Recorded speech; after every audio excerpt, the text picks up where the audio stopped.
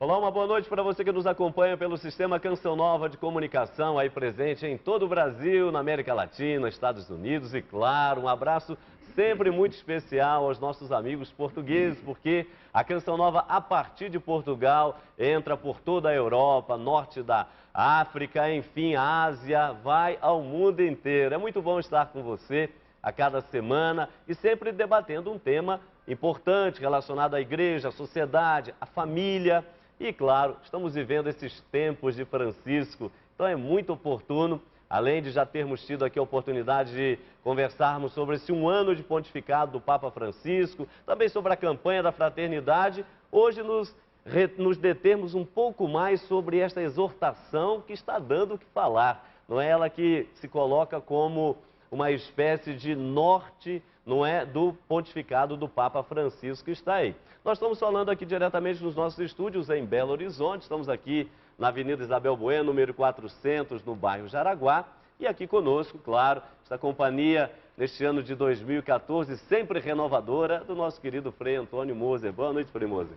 Muito boa noite, Padre Hamilton. Uma alegria estarmos aqui e justamente para tratar, como você diz, de uma espécie de roteiro que sinaliza os grandes ideais do Papa Francisco.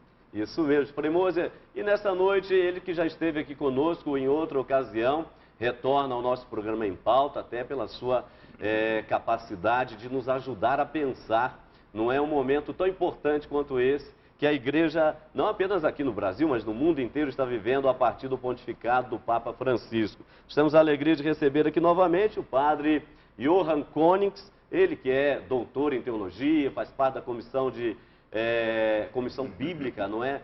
Da CNBB, Conferência Nacional dos Bispos do Brasil, e leciona também aqui em Belo Horizonte, né? A sua sede, onde está a FAGE, Faculdade Jesuíta de Filosofia e Teologia, especialmente ali no curso de pós-graduação para mestrado e doutorado. Padre Konings, boa noite, seja uma vez mais bem-vindo ao Em Pauta. Prazer em vê-lo. Alegria nossa. Nós vamos então acompanhar a nossa matéria inicial para que você de casa possa situar bem nesta exortação que talvez você ainda não a tenha em mãos, não é? Ainda talvez não tenha tido um contato com ela. E no programa dessa noite vamos passar por toda essa reflexão extraordinária que o Papa Francisco está trazendo para a gente. Acompanhe, por favor. No encerramento do Ano da Fé, em novembro do ano passado, foi publicada a primeira exortação apostólica do Papa Francisco. O nome do documento, Evangelii Gaudium, significa Alegria do Evangelho. A exortação fala sobre o anúncio do Evangelho no mundo atual e aborda, entre outros pontos, a transformação da igreja missionária, as tentações dos agentes pastorais, a preparação da homilia, a inclusão social dos pobres e a motivação espiritual para o compromisso missionário. Mas qual é a importância desse documento para os cristãos? Ele traz de fato marcas do Papa Francisco? Qual o objetivo da exortação? Ela vai conseguir imprimir um novo ritmo na maneira de evangelizar da igreja e na própria igreja? A alegria do Evangelho, a nova face da igreja, no Em Pauta desta noite. Ok, deu aí para você perceber que realmente se trata de um tema muito importante. E aqui já vem uma primeira questão, Frei Moser, porque automaticamente os amigos em casa já devem estar se perguntando, mas afinal das contas, no ano passado nós tivemos aí dois documentos. Um, a exortação, não é? E antes, ali durante o encerramento do Ano da Fé, nós tivemos aquele documento Lumen Fidei, né? A Luz da Fé.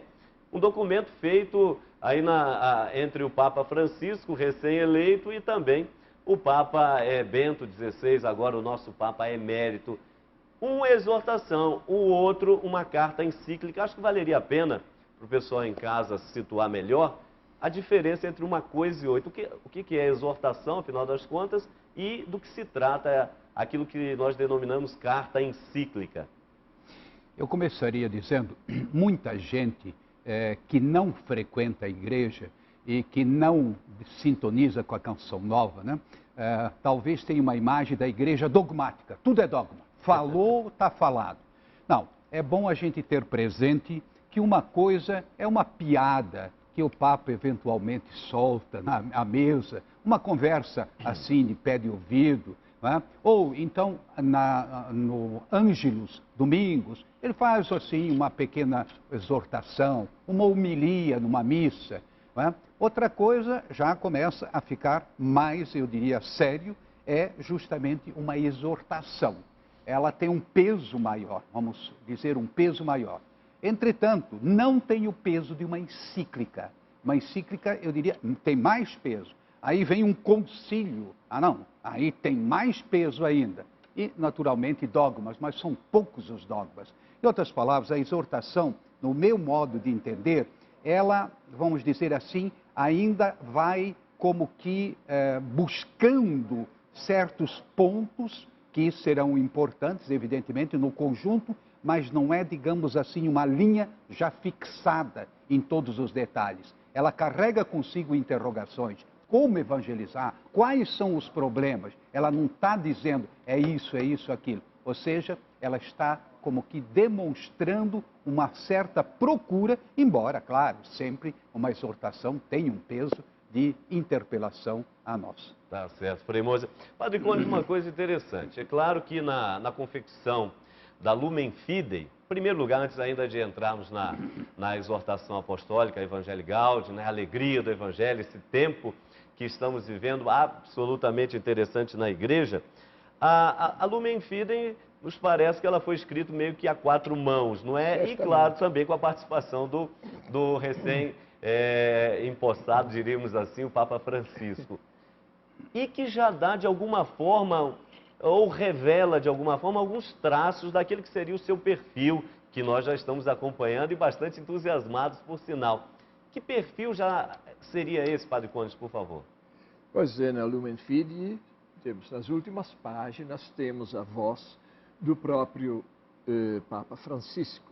Mas a exortação Evangelii Gaudium é muito mais marcada pelo Papa Francisco. Estava vindo conversando hoje na mesa, que me impressionei com o estilo muito pessoal de toda esta exortação, quando a gente compara com uma exortação anterior, porque estas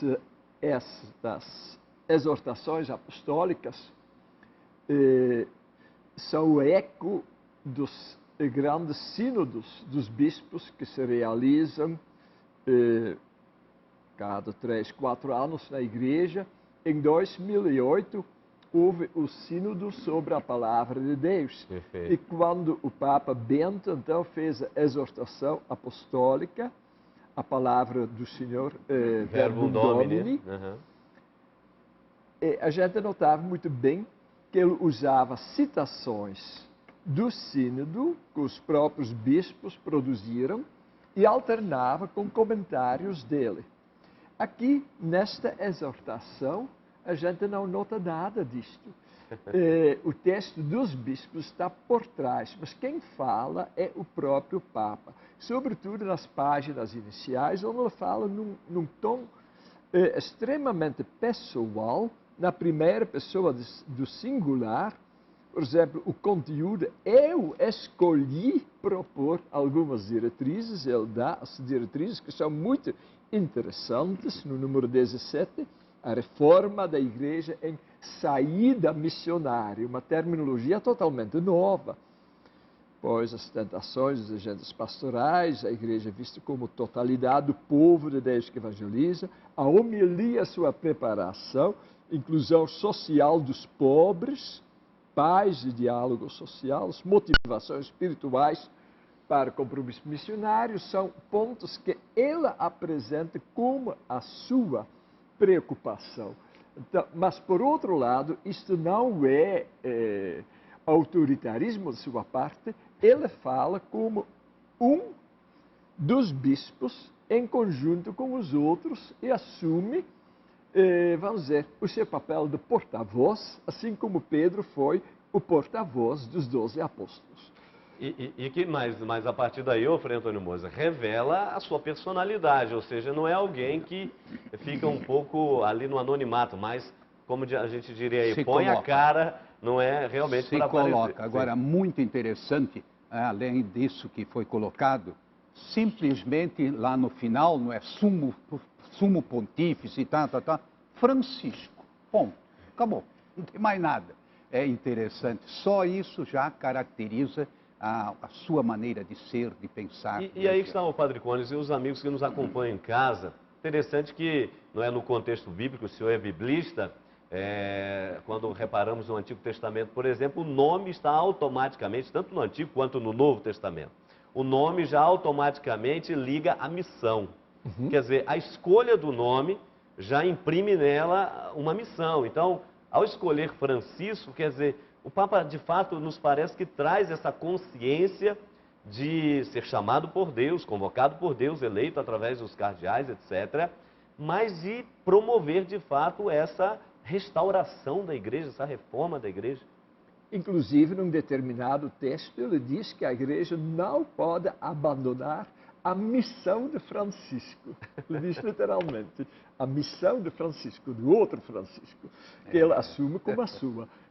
Então isso é muito marcante, né, Frei Moisés, na sua personalidade. Quer dizer, ele vem de fato para imprimir, além da colegialidade, quer dizer, aquilo que, inclusive no que diz respeito às conferências, não abdicá-las, não deixá-las num segundo plano, mas com elas, dar a elas a maior liberdade e com elas, portanto, com os bispos, de fato, dar esse norte para a igreja no terceiro milênio. Mas essa ousadia dele em gestos, palavras e obviamente, os escritos, elas mostram, o Frei Antônio Moser, eu quero insistir nisso só um pouquinho, realmente a sua personalidade. É alguém que não fica no anonimato, ou seja, ele põe a sua cara na rua, ele põe a sua palavra em debate para quem quiser refutar ou não. Sem dúvida nenhuma, inclusive eu não conhecia antes de ser eleito Papa, mas os que o conheceram disseram que é o tipo dele. Pelo próprio fato vamos dizer, com os cargos que ocupou, provincial, jovem, recém-ordenado, 4 anos de ordenação, já ficou provincial dos jesuítas. Isso é uma coisa extraordinária. Mas ele não estava nem aí. E depois, quando foi nomeado bispo auxiliar, etc., todo mundo tem presente a sua simplicidade, andando de metrô, e logo metrô de Buenos Aires, né? Depois andando de ônibus, a pé, etc. Traduzindo, ele é ele, e ponto final. Ele assumiu, vamos dizer, o pontificado, já deixando de lado, como é que se chama aquela veste cheia de pedras preciosas? Ninguém sabe, ainda bem que não sabe. É bom esquecer, mas vinha com aquelas... Que é nada, lá vem ele com aquela capa branca, aquela roupa. E, para mim, o que me chama a atenção, porque a igreja de saída, eu olhei, não sei se todo mundo olhou, o sapato dele, sapato preto, sapato meio gasto, não é? Muito interessante. Então, ele é ele, e acabou. E isso transparece em cada palavra, cada gesto, cada linha, ou seja, a sua originalidade. Vejam bem, tem pessoas que, vamos dizer assim, têm uma certa missão, vamos supor, eu sou presidente, não é? Sou presidente, então assume e perde a sua originalidade. Não, eu sou rei. Não, você é você. Você está ocupando uma função. Ele assume essa função, não é? De ser o nosso, digamos assim, Pedro, não é? Sucessor de Pedro. Ele assume o ser bispo de Roma, mas sem deixar de ser o Bergoglio. Ponto final. Tá certo. Olha, você que está nos acompanhando, nós vamos passar, não é, já pelos 5 capítulos que compõem, não é, esta exortação apostólica, mas ainda aqui, em termos de introdução, antes ainda de irmos para o nosso intervalo, deixa eu perguntar aqui ao Padre Cônigo, porque o próprio nome da encíclica, né, que o Papa dá, à exortação, Evangelii Gaudi, quer dizer, o Evangelho da Alegria, ele está querendo mostrar ao Padre Cônigo que essa deve ser uma característica própria do cristão, quer dizer, Evangelho, boa nova, boa notícia, não é? A coisa vai por aí mesmo, porque a igreja andava meio, venhamos e convenhamos, um pouco baixa, envergonhada, escândalos, privações, etc. O Papa quer levantar a moral da igreja um pouco também, a partir do nome. Certamente. Mas esse nome me fez pensar, em primeiro lugar, a mensagem dos anjos aos pastores em Belém. Eu vos anuncio uma grande alegria que será para todo o povo. E depois, naturalmente, a pregação do próprio Jesus, convertei-vos e acreditai na boa nova. Mas eu quero lembrar que para poder acreditar, a gente tem que mudar um pouquinho, converter-se. Então é que a gente tem a alegria. Isto é diferente da alegria que é oferecido por nossa sociedade de consumo, que oferece a alegria quase como que por moda, sem nenhum compromisso pessoal das pessoas. A alegria do Evangelho é uma alegria com compromisso. No trocadilho, a sociedade vai oferecendo, na verdade, uma espécie de euforia contrário da verdadeira alegria. Isso mesmo. Tá certo. Olha, nós vamos aqui dar uma paradinha, e o programa não para aí não, porque vamos ter a oportunidade ao longo desse nosso programa passar aí pelos 5 capítulos desta exortação apostólica. O Frei Antônio Moser e o Padre Cônigo já deram aqui alguns indicativos para a gente, mas no segundo e terceiro bloco vamos ter a oportunidade de passar aí ponto por ponto, capítulo por capítulo, para que você em casa possa despertar ainda mais a atenção para a importância dessa exortação e como ela fala direto ao nosso dia a dia, a nós, homens e mulheres desse terceiro milênio. Então, é rápido o intervalo e daqui a pouquinho nós já estaremos de volta com o programa em pauta. Não saia daí.